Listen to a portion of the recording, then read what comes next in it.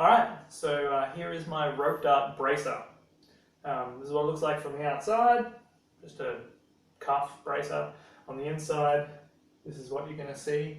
Okay, so I'm going to show you how to tie a rope dart bracer, but first I'm going to show you the bundle technique that this originally comes from. I found this rope technique from an old Japanese martial arts style for law enforcement, where they would have a cylindrical weight or octagonal bar of metal with a rope attached to the center. I'll just show you a picture now. To keep this device ready to go, it would be bundled up in such a way that it was free, that they could hold it and use it as a self-defense weapon if required.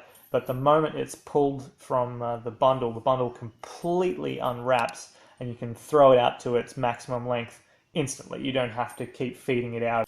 I'll just show you how to do that, that bundle, so that you can hopefully understand how the bracer works.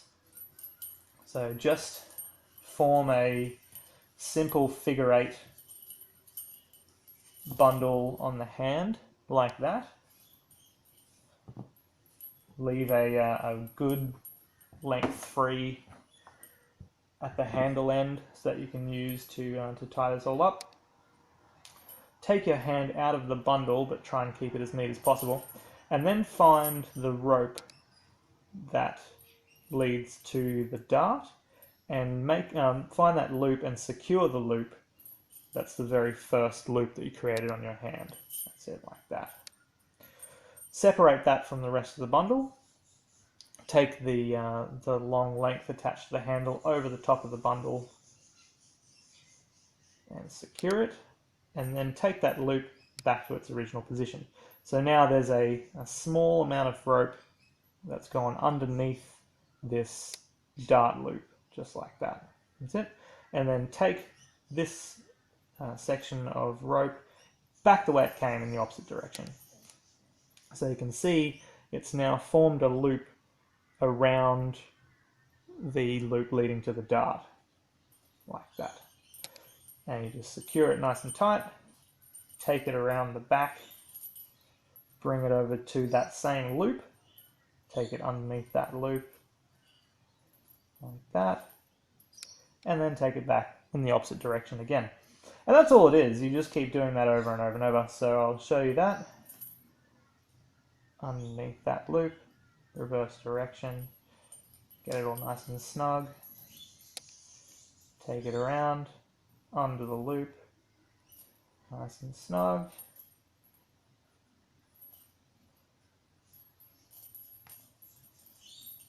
tightening it up as you go, under, back again, under, back again.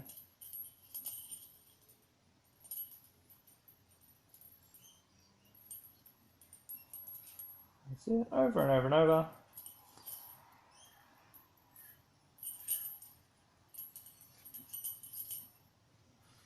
Until you reach the end of the bundle and the rope that you have to tie with.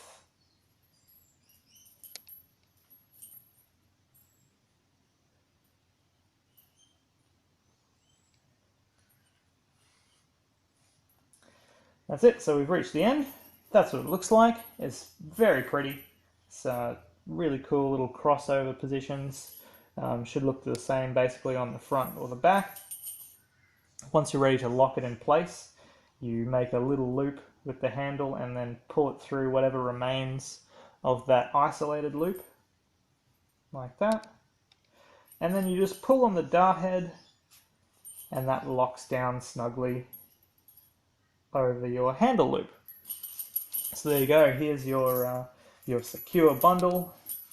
Yeah, very cool, easy to transport, and once it's ready to be used, you pull the handle out of that loop, freeing up that center, and then the dart and just pulls out from the loops, and just watch how they disengage.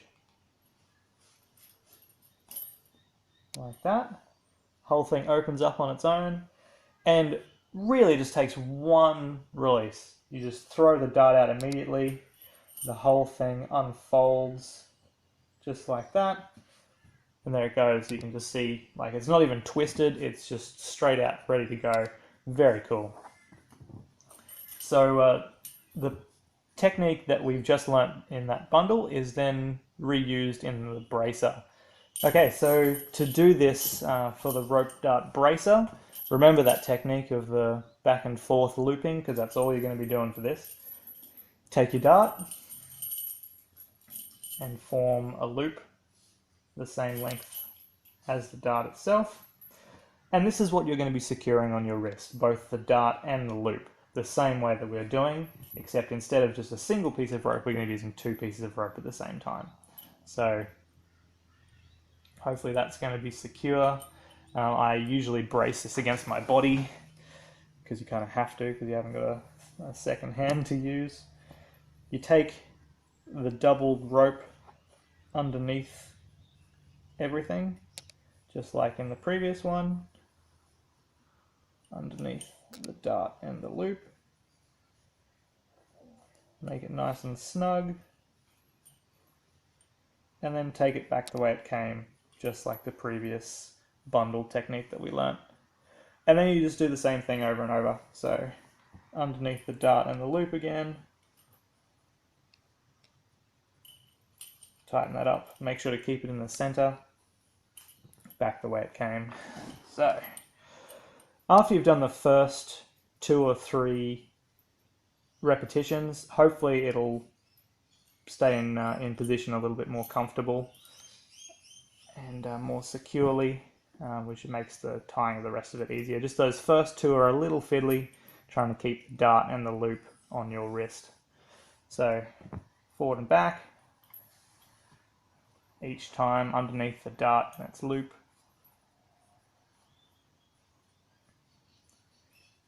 Tying it as tight as is comfortable. You don't want to cut off blood flow. That's it. Over and back.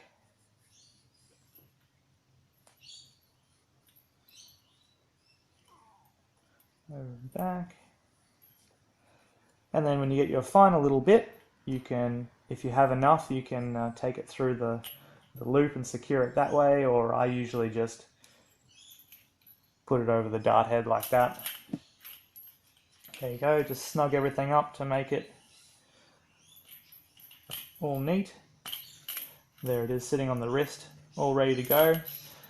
If you're going to be doing other things and you don't want everything tangled and getting in the way, I just take the flag and put it underneath those loops just to keep it secure.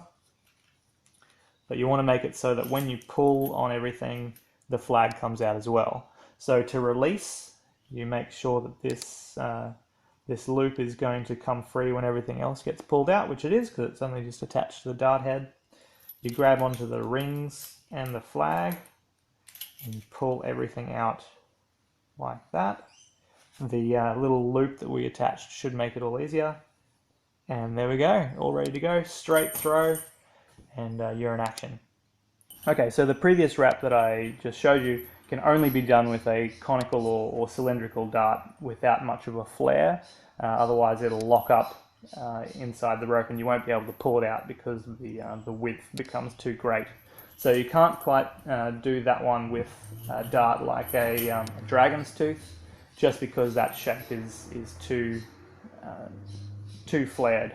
So you can see here's my pre-loved and quite beaten up dragon tooth from Rope Dart Academy.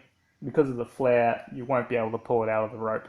So if you want to do a bracer with an irregularly shaped or flat dart or something like that, you're going to do the exact same thing, but instead you're going to disregard the dart and only do the doubling wrap around the loop over and over, like that. That way the dart will still be held on the wrist, but you won't have to pull it to release it. Instead, to release it, you only have to pull out the loop, and then it's all good to go. I'll just show you what that would look like. Hopefully I'll be able to do it. as neat as the previous one, or neater. So, dart on the wrist with the rings and flag clear. Make a loop attached to the rings.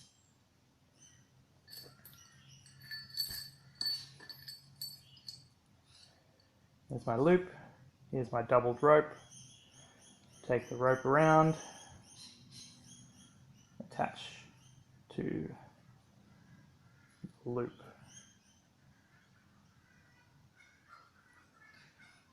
As you can see, this is a little tricky to do. It requires a little bit of dexterity and some balance. I would usually use my body to brace it like that. I'm trying to make it a bit easier for you guys to see, but maybe I'll do that. So,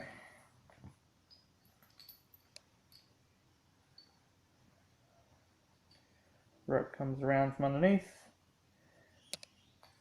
goes underneath that loop like that.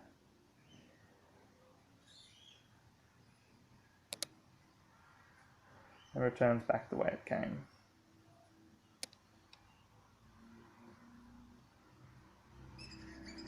Something like that. And then same from the opposite side. Find the loop.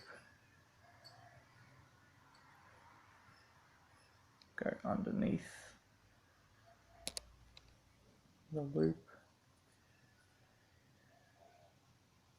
Like that.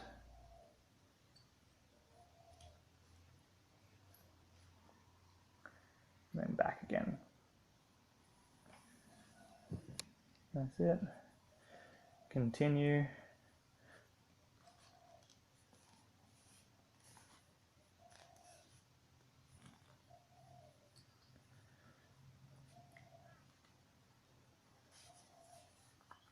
Like that.